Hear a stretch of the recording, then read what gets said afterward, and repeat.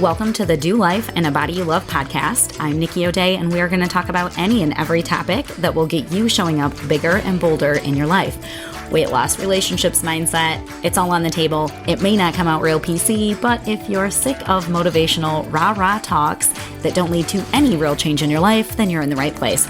Let's jump into today's episode. What's up, my lovely ladies? Today, we're going to talk about the 3 S's of fat loss. And so these 3 S's, they are things that you can either use as an intervention. So you can do these things to help with your weight loss. They can also be used as like a tool to see how well your body is handling your weight loss. Almost think of it as like a gauge or a barometer to see what's going on inside of your body, how your body is responding to your weight loss plan, and to know if we need to rev things up or back off on some things. And so, yes, one of them is sex. And I know that that's why you dirty birds clicked on this, because I put it right in the title just so that you would. But the other 2 are sleep and stress. So these are all related to one another. First of all, just like everything in our body is interconnected, right? So think of these as individual puzzle pieces. And when it comes to fat loss, there's like a million puzzle pieces, which is why I spend so much time asking my clients a lot of annoying questions and engaging how their body is doing before we make any changes to their plan, because there's just a lot going on. So don't feel like these 3 things are the only thing that you need to pay attention to, but there are 3 big ones.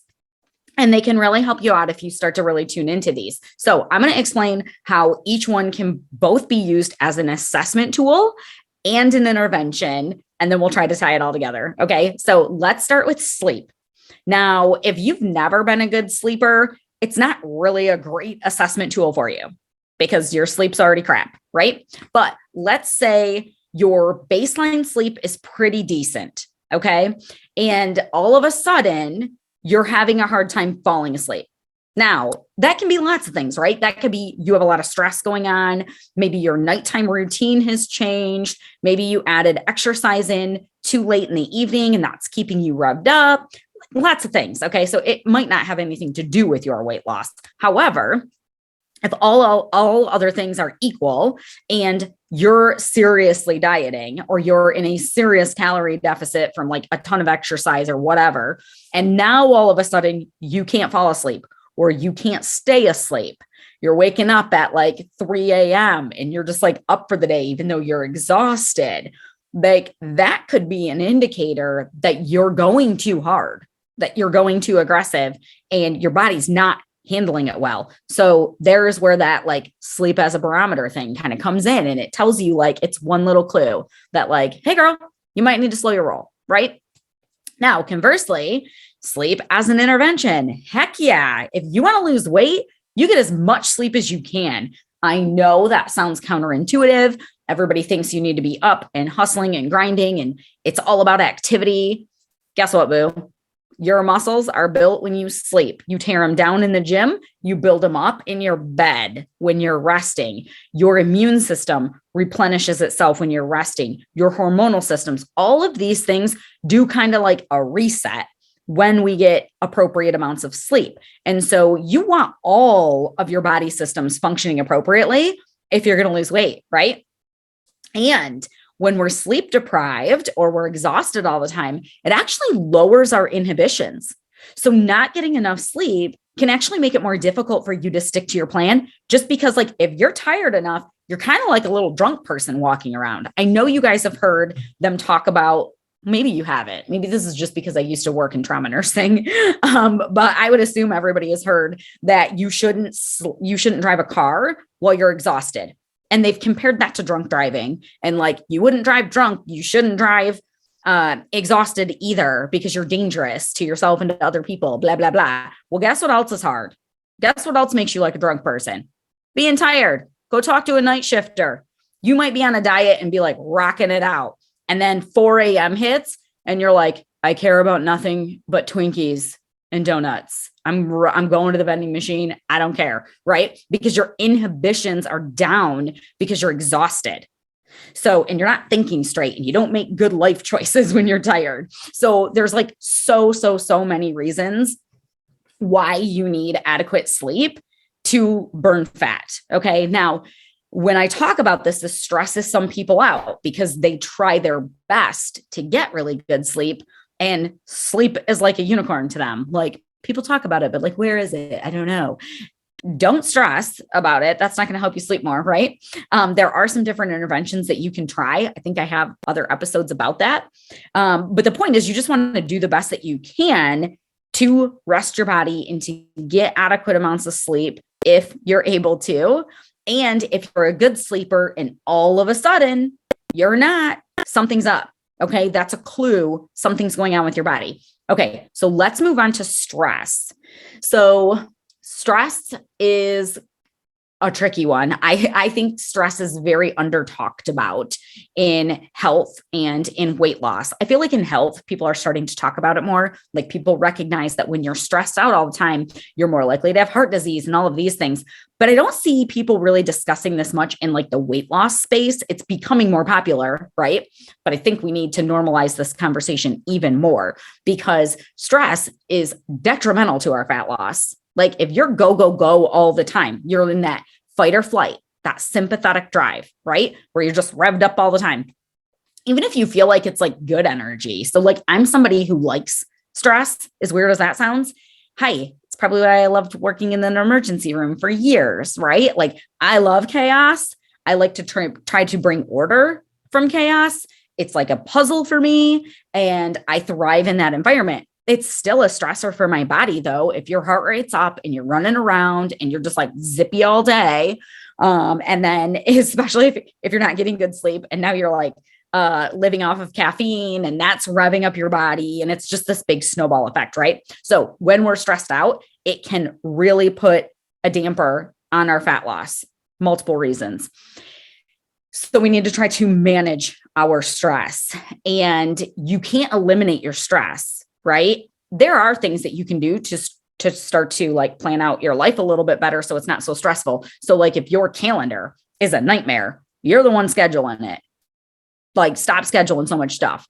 That's not always an option. If you have like serious life responsibilities going on, you can't always get rid of those. But if it's like extracurricular stuff and you're just like saying yes to everybody, just start saying no once in a while and tighten up that calendar a little bit and have some downtime, right? But for the most part, we're not going to be able to get rid of life stressors unless we're going to just like move to an island or something. But we can give our body tools to manage that stress and to come down out of that fight or flight response. So even if you're just sitting and deep breathing, or you're doing some meditation, or you're working out, or it's just conversations with your husband, or a hug, like, hugs are good for you.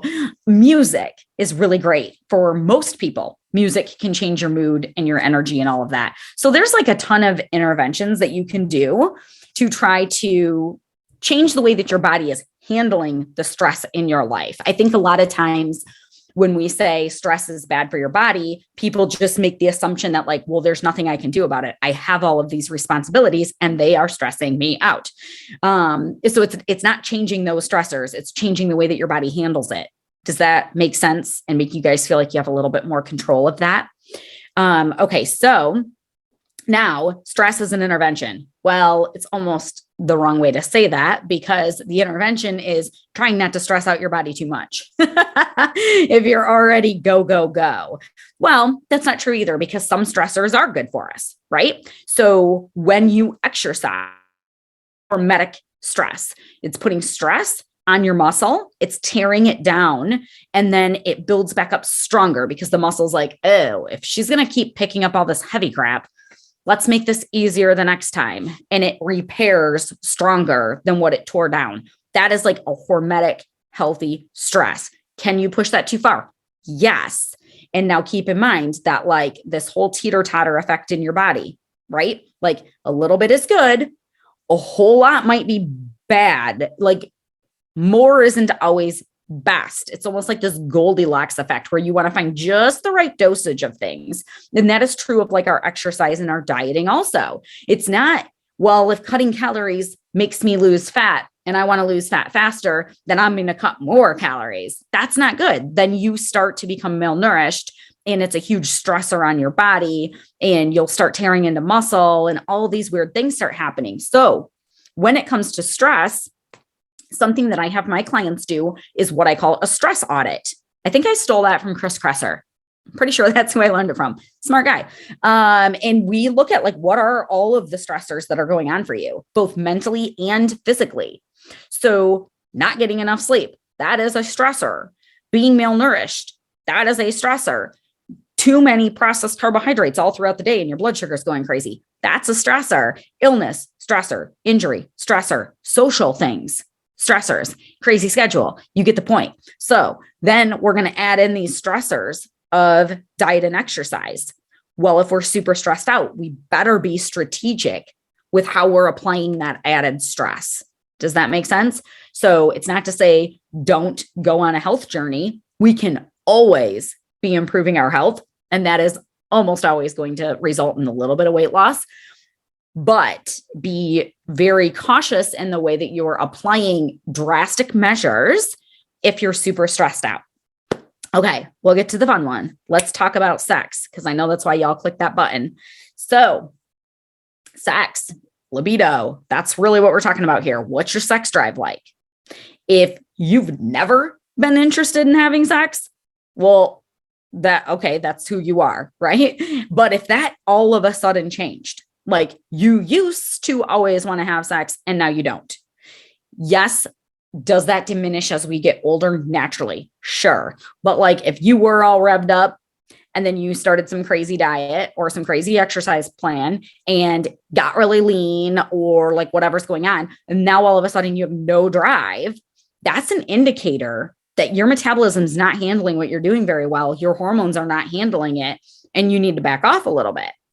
And then conversely, of course, it's a great intervention. Why? Because it releases stress and it releases all of these endorphins. And like, yes, sex in the appropriate setting, of course, is a very healthy thing for your body. So there was one time I was coaching one of my clients. She was so stressed out, and she's talking about how she's got to get to the gym. She's got to do these things. And I was like, listen, you're canceling the gym tonight. I want you to go home and bang your husband. That's your dietary intervention for the day. Cancel the gym, go home and bang your husband. Like, because it is actually good for us to have intercourse if it's safe and it's with a loved one and all of those things. I'm not getting into the whole safe sex talk with you guys. We're all adult women here. But so that's how that can be either an intervention or an assessment. Now, these are just things, like I said, to kind of keep an eye on them. Like if sleep is already bad, your libido is already low, okay, it's probably not telling you a whole lot. But if those things were pretty normal and all of a sudden they're not, I mean, if they deviate too far, it can actually be a medical thing. Maybe you should go to a doctor and have some labs checked and all those things. But if it's just like, I'm stressing out my body too much with what I have going on, then it might be time to reevaluate your plan. Or if you're already in that state and you're considering jumping on to some very aggressive weight loss program, I would go a more balanced, subtle approach. Like even like most of the stuff that I have the chicks that are in my Keep It Off Academy doing, like there's really nothing super aggressive happening there, whether they are feeling stressed out or not. Some of them, after we've been working together for a while, they do want to get a little more aggressive with things. They're just ready to kind of like level things up like that. And so we really start focusing in on these things and paying attention and making sure that we're not going too far. But it's not to say if you do feel stressed out and all of this, that you shouldn't pay attention to your health and you shouldn't take some interventions. You totally should. You can lose weight in a way where you're not taxing your body and it's not super stressful. The reason I point these 3 S's out to you guys isn't to say, well, if you have any of these going on, you shouldn't lose weight. It's to say, if you have some of these going on, do it in a more balanced out, loving way to your body, if that makes sense, like a more of a gentle weight loss approach, which honestly is what works better anyways. But we all have it in our minds that like, go big or go home, right? That's how I've always been. Like, I'm either going to do something 100% and it's going to be crazy, or I'm not going to do it at all. And that's actually not the best approach when it comes to trying to change anything about our health, including our weight. Small, subtle changes will actually usually yield better results. It's just getting over that idea of having to be super, super aggressive. But if you love your aggressive workouts and you love your wild diets and you love doing your intermittent fasting and you love all of these things, as I do in different phases, then you must be paying attention to your 3 S's, because they'll give you clues about when you need to push and pull back. Does that make sense? How's this one sitting with you guys? By the way, I don't ever say this, but if you guys are liking the podcast, make sure that you share it, like it, leave a review, whatever all those things are that people with podcasts ask you to do. And that will help me kind of get the word out about the podcast and be able to keep this going. And we have a lot of amazing guests coming up in the next few weeks. Some pretty big names in the women's health space. So make sure that you're plugged in over the next couple of weeks. You guys are not going to be disappointed. The next guest that we're going to have on this podcast is going to blow your mind. So I can't wait to bring that to you guys. And as always, if you have any questions or anything you want to add to the conversation, hit me up on Facebook, pop into the Simplified Fat Loss group. Whatever way you want to contact me, I would love to hear from you. And I hope that you all have an awesome rest of your week. Thanks for tuning in. It is my mission to give women back the confidence that they need to show up bigger in their lives. Right now, the world more than ever needs women who are on fire and living their purpose. If you want to join me in this mission, there's a few things you can do. 1, you can share this podcast with the women in your circle. 2, you can join me in my Facebook group, Simplified Fat Loss, or you can subscribe to my newsletter at nikkiode.com.